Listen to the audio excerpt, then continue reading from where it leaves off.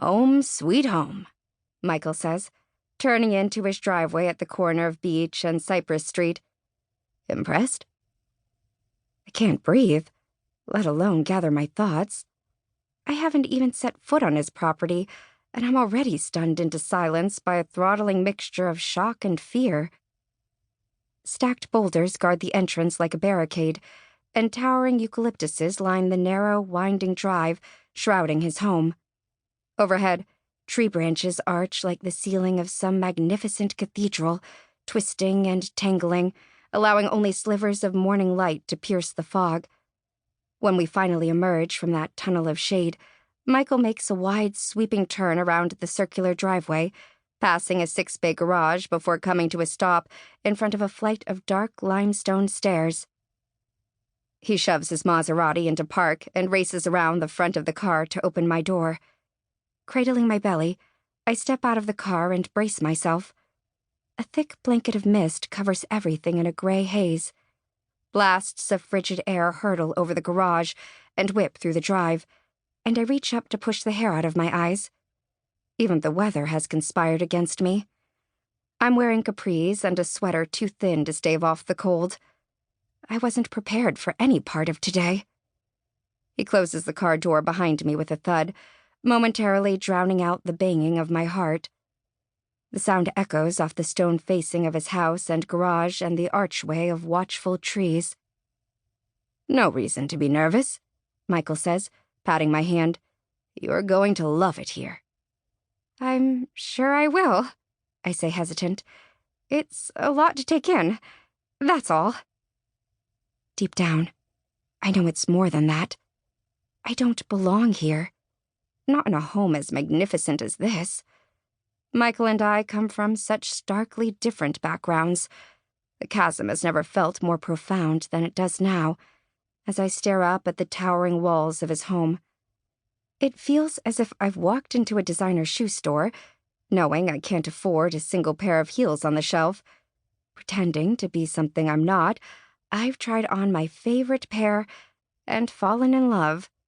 Damn the consequences. I'm trying hard to fit into this lifestyle that's so foreign, but I'm already faltering before I've taken a single step. On the drive here, Michael said his home was a sanctuary, the only place in the world where he felt he could let his guard down. He told me the house was south of San Francisco, a short drive along the coast, in a private neighborhood off the beaten path. He'd left out the fact that it's prime real estate on a huge corner lot, across the street from a Monterey cypress grove, with a stunning view of the sea. He'd forgotten to mention how it was built to look like a Gothic castle, with black arched doors and wrought iron accents. How the circular driveway was painted a silvery shade of gray, with a starburst pattern in the center, made of some kind of crushed shell. Couldn't he have explained how the fenced-in yard stretched around back, consuming the block? Or how the house was so close to the sea I could taste the salty sea air on my tongue? But until an hour ago, when we were sitting in the car, his hand on my knee, Michael hadn't said much about his home at all. For all he'd revealed, it could have been an apartment in Oakland or a 3-bedroom, 2-bath house in Pleasanton. He never, not once, let on to the fact that he lived in a mansion plucked from Luxury Living magazine. Michael hadn't ever let me visit his home, let alone move in. I would have thought, after 5 months of dating and frequenting my tiny apartment in the city, he would have wanted to invite me over if for no other reason than to show off this place.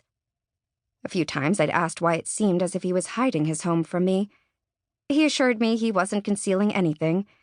He simply needed more time to open up. How could I be mad?